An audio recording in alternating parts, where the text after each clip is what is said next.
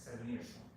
And then I remember the first time when I got a call from my friend, and he asked me like, please, we have this Zen class here in Tokyo in March, I think it was March, and he said like, oh, maybe I can ask you to do it once because the monk who was doing it before he got sick or something, so just do it once. And I was okay, I can do it once, and then I did it once, and it's 7 years now. But I remember when I was first time sitting in front of the camera, or like offering incense there. So I was like, like that, with my hands just shaking, like sitting or like, what should I talk about? It's just crazy. But now you get used to things, yes. So even if like 10 people, 20 people, 500 people, whatever, it just gives you more. But the only thing that you cannot get used to is Zazen. Or the other way around. If you get used to Zazen, probably is the worst thing that you can make. Like, I already know how to do it. Or I've been doing it like daily. And then sort of you're sitting like an inflated balloon, and you just say, it's nothing special. So there has to be some spark of sort of joy or enthusiasm every time you sit. I made some video during the COVID, 3 or 4 years ago. Again, you can find it somewhere on YouTube. Find the light, just called find the light. And then I had a talk with another monk, the Japanese one. So he was living in Germany at the time, and he was talking about him being Japanese and living abroad. And I'm also a foreigner, Gaijin, but I'm living here, so it's like cross-cultural kind of experience. And then I was scolded after the video by my seniors because I said that Zazen is like first date. And they said a monk shouldn't talk about first dates, alright? So, but actually it's like that. You cannot get used to first date. Yes, if you have a first date, probably most of you have done it. Yes, I guess. Yes, or still looking forward to one, right? So you cannot you do all. And he saw a fish market. And then he saw a fish market, and then he saw two Taiwanese selling one fish. They were selling one fish. So lots of fishes there, lots of people there, but there was like one stand, and two Taiwanese were selling one fish. And then the Japanese approached the stand, and he said, well, what are you doing? Two of you, what are you doing here? And then they say, well, we are selling one fish. Why are you selling one fish? Well, because we have one fish. But why don't you sell many fish? I mean, why should we sell many fish? Well, because if you sell many fish, so then you have lots of profits. And then what they answered, they said like, no, but once we sell one fish, then we can go to catch more, because there are so many swimming in the sea. But now we're selling one fish. And I said, this is exactly what we're doing in Zazen. I want to sell so many fish in Zazen. I want to do this, I want to do that. I want to know this technique, I want to know that technique. This teacher is better, that teacher is even better. Or this or that. So you have lots of fishes there in your Zazen. But it's not like that. You have just one fish. One breath in breath and one out breath. Only that. How can you enjoy that? How can you enjoy being in the space between one breath and the other one? But there's always like, we are sitting like here, and then you have this thought, 30 minutes. And then you have these 30 minutes in front of you, and you just start to have like Zazen thinking about how long it's going to be, or where is this bell? Why this guy is not drumming the bell? So you have this 30 minutes in your mind. So it becomes like a fish market, or we have so many types of entertainment in our mind too at the time. But Zazen is quite the opposite. When you do one thing, you just do one thing. No multi-culture, we could say, right? And it's so difficult. I know myself that I can give you an example from my own experience. It's so difficult. When you want to sit, but then at the time you incorporate different kind of things. Last time I was asked by one of my friends, do you do any mantras? You know, mantras like holy sort of words to like mani or mani padme hum in Tibetan or something, different kind of things. So in Japanese, of course, you have different kind of mantras. So you can like recite, right? And then this person, my friend, she asked me, do you do any mantras? She asked me. I said, no, I don't. And she said, sometimes she was like, but maybe if in Zazen, maybe if I do some mantra, it will be even better. So it's like that, you see? You say, we are just going to sit. No, there is something there. It's not about me just sitting. And the mind, it starts to make up all the stories. And all the fishes, there are so many other fishes to sell, to get profit. It's me. I was doing it. Look at me. That's it all the time. Right? That's why I said in the beginning, it's about the execution of ego.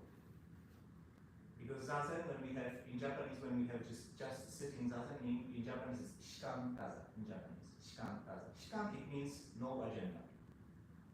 Taza means sit. So shikan taza means sitting without any personal agenda. So you don't sit as this or that person, you don't sit for this or that person, you don't sit for profit, you don't sit for this or for that, but you just sit. And it's the most difficult thing to do. That's why some people ask how to sit Zazen.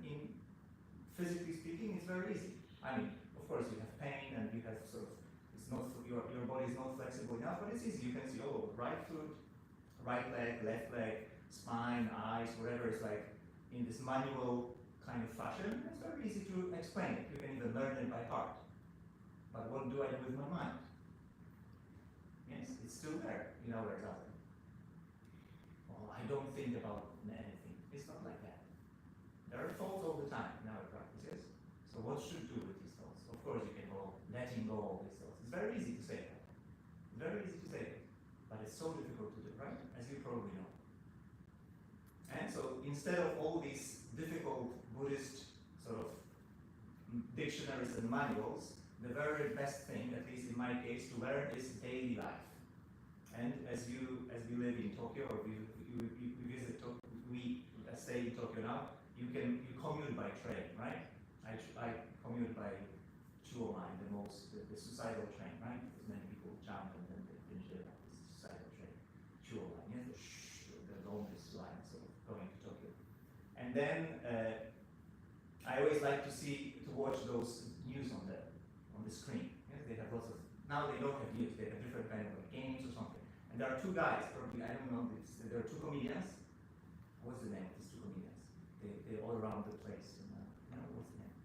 One is London Hearts? I don't know. Two, they appear later on this train TV. London Heartsですね。テ There レ are ビ a pair of 電車 guys, に出るの。そうコメディアン。 very famous people. いっぱいいるからわかんない。 I know, so it's anyway. So from time to like every week you can have a new series of kind of like they make something, or they jump, or they sort of different kind of things there. And I was just going here, and they pretended to have an interview. One was the inventor, very famous inventor, and the other one was an interviewer. So he was interviewing me.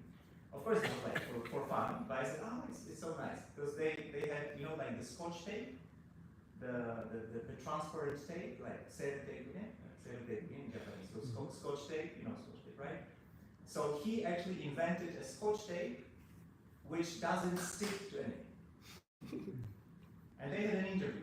So you made this Scotch tape. Yes, I invented this Scotch tape. So how do you use it? And then he was saying like, if you have a Scotch tape, so then of course you have a piece of Scotch tape, and then you can stick it to the surface, and it's fine, right? If you have a third paper or something. But no, I invented a different kind of Scotch tape. What kind of Scotch tape did you invent? I invented a type of Scotch tape that actually doesn't stick to anything. Oh, really? So how does it work? Well, so he said he took a piece of Scotch tape and he put it on the table, and of course it fell down in trouble because it didn't stick to anything. So this is like Zazen. By doing Zazen, you don't become anything at all. Like this non-sticking Scotch tape, right? But at the same time, it's so much of use there because there is this Scotch tape, and its use is no use, right? You cannot use it. It just doesn't make sense at all. In Zazen too, it doesn't make sense at all. What do you do in the morning? I sit and walk. And I sit. Right? So it means shikan taza, when you don't put your personal agenda to it. If you say, I am sitting here, you take a video of yourself, or take a picture, yes, as they're doing Mina, yes? So there is this personal I behind it. but we have to sit, as one of my teachers said, you have to sit in the place where there is no time.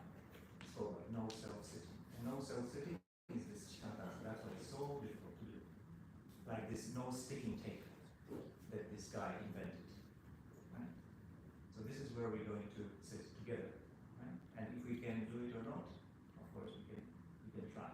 But before doing it, I would like you to, again, for some people, or most of you probably today, are doing it for the first time, so I will give you a short manual or presentation how to sit, so then we can sit together. We are going to sit facing the wall, but first just you can sit like that, and for those people who are doing it for the first time, so you can follow my instructions and then learn how to sit, okay? Alright. So everyone has a cushion? Yes, everyone has a cushion? Are you sure? Yes? Okay. So, sit comfortably on the cushion. Right? Sit comfortably on the cushion so that your knees are on the floor. So that your knees are on the floor. Yes. So you have to slide down. Everyone with knees on the floor. Yes, you sit on the knee with your knees on the floor, and it's the most basic posture that you take when we practice Zazen. Yes, you don't sit like that, but you have this scissor-like movement and open your pelvis. Yes, you open your hips if you can, of course. Yes, but ideally speaking, you have your legs, you have your knees on tatami. Yes, everyone. Yes, with moments in this position. And check how you feel. Do you feel grounded enough? Do you feel stable? Now you have this threatening thought which will whisper to your ear, how is it you're going to spend 30 minutes in this uncomfortable position? But still, there is a wide door you can escape. Because the camera will not catch you anyway. So if you want to escape, you can. Right? But then it's just a thought. Yes? Mm-hmm. It's like trying to catch more fish. Without trying to catch more fish, you have just this one fish to sell. And it's just sitting here, okay, and enjoying your breathing. Alright, so make sure that you sit comfortably on the floor, on your cushion, with your knees on the floor. If you can go a little bit further, okay, now the show starts. So if you go a little bit further, for those who have been doing it for a while, so you can put your left, traditionally speaking, always left leg is higher than right one. So if you can sit a little bit higher with your left foot on your right thigh, you can sit like that. It doesn't change anything in your posture, as I just said now, but if you're wearing jeans, be careful, as I said, okay? Right? You don't have a crack here, so don't push yourself, okay? But I'm just showing you how I do it, right? So you can put your left leg on your right thigh, okay? If you can go a little bit further, so you can have your two of your legs, so it's more challenging, but still you can have the full lotus position, which also gives you a good balance. So then nobody, if Tiago wants to push me here, so probably he will not match. Okay, okay, all right. So those of you who can sit in a full lotus position can sit in a full lotus position. Those of you who can sit in half lotus position can sit in half lotus position, and those of you who cannot sit in either of these positions, you can sit in this position that you have one leg in front of the other. Whichever is fine, but the most important thing is that make sure that your knees are on the floor. Okay?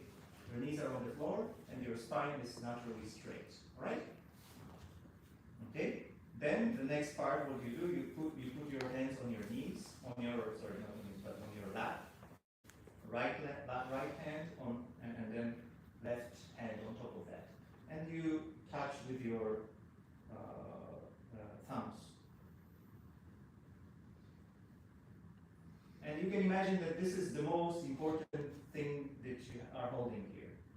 Okay, I always sort of imagine that this is the globe or this is the earth that you are holding here, yes? So you don't squeeze it, but you really take care of it, yes? That's why with this image you can uphold a very nice shape, yes? It's kind of like egg shape of your hands. And make sure you have air under your armpit so you don't squeeze so much. More like open.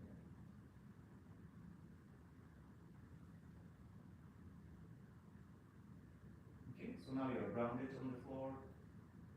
Then you go up. Your eyes are open. You don't close your eyes. And breathe through the nose.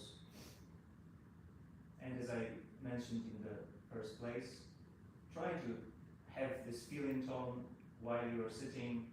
If you are really enjoying this moment between A and B, which is between in breath and out breath, and see how many thoughts are sort of in there that tell you lots of things. It's so hot. It's too this. I don't like this person on the right. Why is he talking so much? Etc. Etc. All this train of a bullet train of thoughts. Yes, there's this beautiful word in English, train of thoughts. I would say bullet train of thoughts, right? Lots of thoughts coming in and going out. So how do you find yourself among these?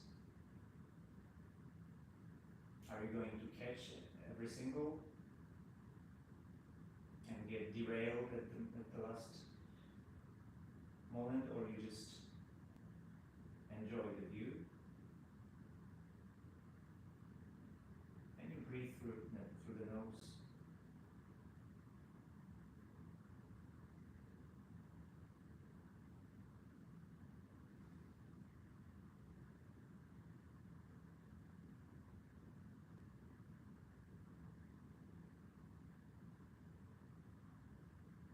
Alright?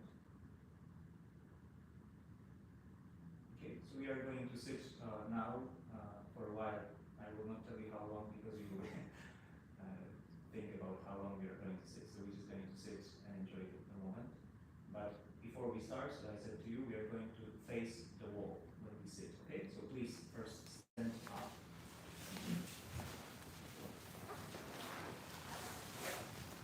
And turn your cushion. And before you sit down,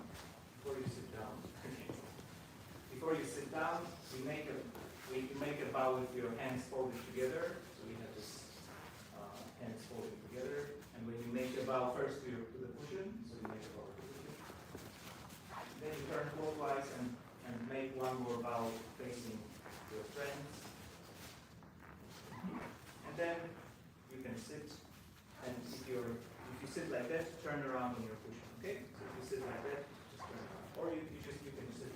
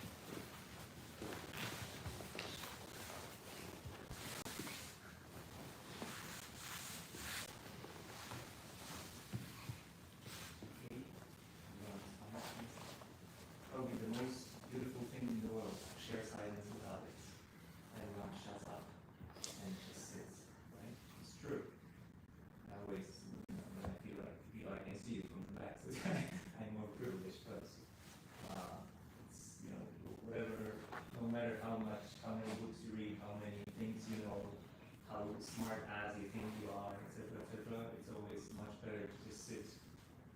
And then it's always nice to see how your faces change. Like people, I said it last time, I think, before you sit and after you sit, completely different face. Really, it's amazing. Actually, after every Zen class, they upload some pictures there on SNS or something, and then one of my friends had scrolled down all these monthly meetings and said, "How is that? You look so serious in these pictures." And then I looked myself, yeah, why I look so? I don't know. Maybe there's something in my face. I don't know. But actually, it's true. Like what mindset you have is really you can see it in the face. And I remember last year I went with my teacher to Kyoto near Biwari, and then there was a beautiful Mie temple, Mie temple, and then I really I wanted to take pictures, but probably it was forbidden at the time. And then we had a tour, and behind the main hall there were different kind of antique Buddhist sculpture, and there was one Buddha image. And then when my teacher saw his face, she was like, oh, she made like that. So I said, this is the face I would like to have in my Zazen. Because all when you have the Buddha pictures, the Buddha images, the face, it's a symbol of Zazen, right? And she says, this is the face that I would like to have. And it was so beautiful. Probably the most beautiful face I have ever seen. Like sitting so serene, like so transparent. And then I saw my face on Facebook. I said, no, I'm not good at that. All right. So really, the way how you sit or what is expressed in your face is so important too, right? I don't mean that you have to sit in front of the mirror and look at yourself, but really, the face changes. All these kind of habitual patterns and nerves and all these things that you have, it's really kind of like, that's why Zazen, it says that Zazen is like an iron, like hot iron. When you have your company white shirt and you put it on the ironing desk, and then so it evens all the wrinkles. So the same, it evens all the physical wrinkles and your mental wrinkles. That's why it's the best anti-aging method, right? That's why so many people get red, but you don't want to age. Yes? Good. But one thing I would like to say as far as the neck, because I see why you cannot see it yourself, but some of you, if you have spine, and when you sit more in this sort of smartphone position, right? So you lie down, so then you look like that, and then your neck goes up, and some people sit like that, yeah. And it's not comfortable at all. Yes, that's why we have this zafu that kicks you in the butt. This is what it's for. It's as I often say, this zafu, this cushion is not something to sit on. Of course, we sit on that, but it's more important to have this change in your thinking that this is the thing that supports your practice. This is something that supports your practice. Yes, this is what it's for. It's not that you sit and you talk with your friends, but it supports your practice. That's why it's so important how you sit. So when I said when you tuck your pelvis in, you tuck your hips in, so naturally your neck goes longer, but it doesn't mean it goes longer like that. If you sit like that, some people also sit like that. No, but then you tuck your chin a little bit in, so that here your leg, your spine or your neck is in the same line with your ears. Then you sit like that. Yes. But so if you do it like that, you start to sit like that. Yeah. And then you have to move all the time. You have like ache here or pain. You have to sort of move that. But if you really do it like that, so you go like that, or you go like that, you go like that, or you go like that. Yes. Mm-hmm. That's why we have cushion. If you see the cushion, how when you sit on the edge of the cushion, it's actually it's a triangle. It's not, you don't sit like that. You sit like that. Why? Because this part here, it gives you support. When your butt is here, so it gives you support. That's why you go on. So you sit like that. Otherwise, you start to sit like that. This is why we use it. Right? So when you do it like that, and then your neck is longer, and then you lower your eyes, and you sit like that. You don't go like that. Yes? So be don't say like you sit in this like soldier-like posture. This is not what I mean. But naturally, you have this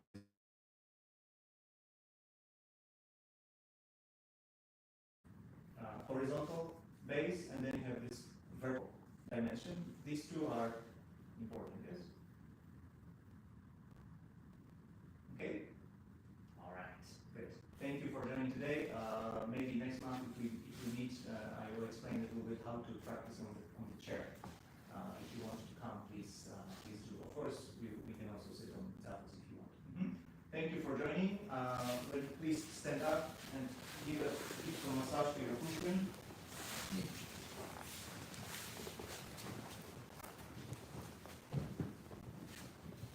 When you stand up, once again, hold your hands together and make a bow to the pushkin. And then turn around and then one more bow to your friends. Okay, and we can leave. So the person on the right, on the left, and the right on the left, please.